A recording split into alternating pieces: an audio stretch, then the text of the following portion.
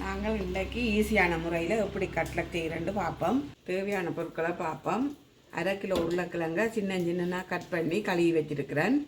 அதுக்கு தேவையானது கடுகு, பெருஞ்சீரகம், மிளகாத்தூள், உப்பு, தண்ணி, வெங்காயம், பச்சை மிளகாய், கருவேப்பிலை. சட்டி காஞ்சிட்டு தேவையான அளவு எண்ணெயை விடுவோம். இவ்வளோ எண்ணெயும்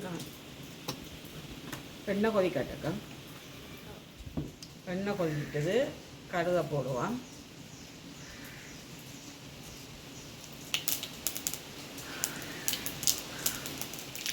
கடுகு வெடித்தா போல் பெருஞ்சீரகம் போடுவோம். பெருஞ்சீரகத்துக்கு பிறகு சின்ன நான் கட் பண்ணி 2 வெங்காயம் வச்சுக்கிறேன், அதை போடுவோம். 3 பச்சை மிளகாய் சின்ன நான் கட் பண்ணி வச்சுருக்கிறேன், அதையும் போடுவோம். 2 நெட்டு கருவேப்பிலை, அதையும் போடுவோம். கொஞ்சம் வளங்கட்ட பொன்னிறமாக.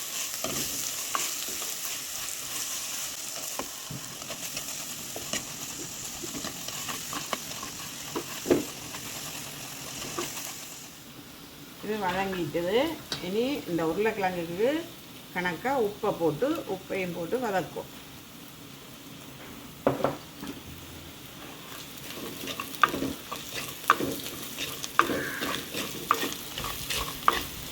இனி இதுக்கு உருளைக்கிழங்க போடும்.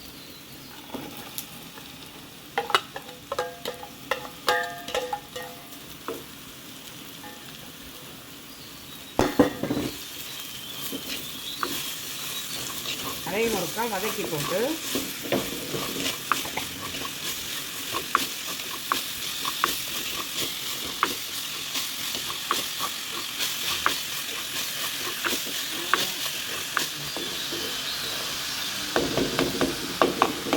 வதக்கிட்டு ஒரு 2 நிமிஷம் ஒருக்கா மூடி விடுவோம். 2 நிமிஷம் ஆச்சு திறந்து பார்ப்போம்.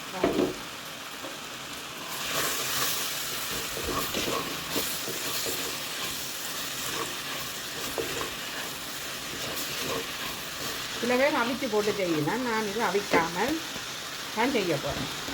இப்போ இதுக்கு தேவையான தண்ணி கணக்காக விடுவோம்.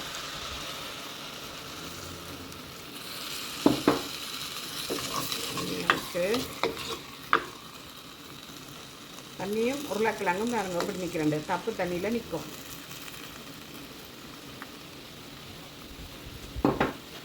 தண்ணியில் நிற்கும்.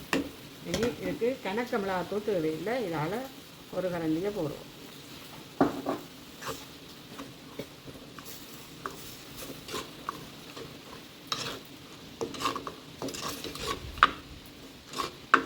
நல்ல நிறமாக வருதല്ലോ.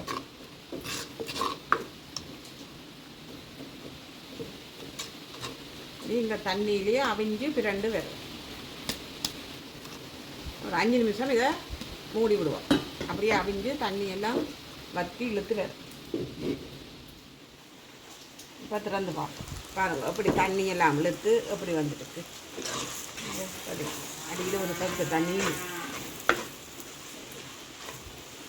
காடியாக அப்படி மசிச்சுடுவோம்.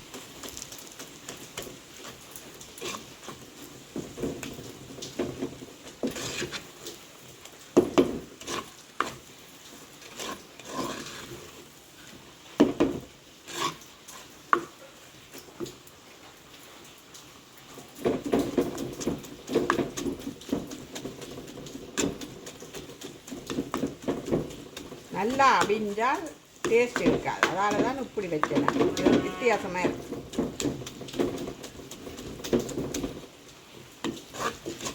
சில பேர் மிளகு தூள் போட்டு வைக்கிறேன், நான் மிளகாய் தூள் போட்டு வைக்கிறேன். பாருங்க இப்படி வந்து இப்போ அடுப்பு நிப்பாட்ட போகிறேன். அதுக்கு வேணே கருவா, ஏலக்காய், கராம்பு, அன்னாசிப்பூ எல்லாம் சேர்த்து வாசத்துக்காண்டி திரித்து வச்சுருக்கிறேன். அதை ஒரு கொஞ்சம் போட்டு அதையும் போட்டு ஒரு கிளறிப்போம். கட்லட்டுக்கு கரை சரியாட்டு. இப்போ இந்த பச்சை வெங்காயமும் கொஞ்சம் சேர்க்கணும், அப்போ தான் நல்ல ருசியாக இருக்கும். இனி இதை மிக்ஸ் பண்ணுவோம்.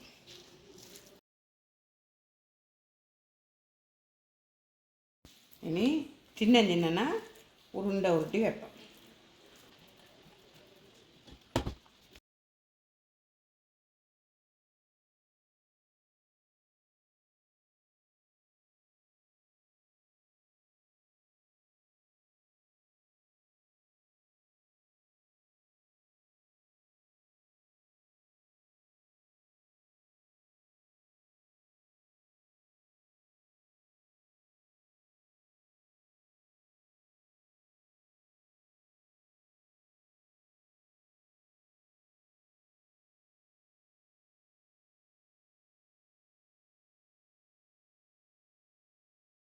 இப்போ இதுக்கு மா தூச்சி போட்டு ரசத்தூளுக்கு பிரட்ட போகிறேன். இது மா கரைச்சி பச்சை மாவும் உப்பும் போட்டு தண்ணி விட்டு கரைச்சி வச்சுருக்குறேன். இங்கே பாருங்க, ஒரு கட்டியும் இல்லாமல்.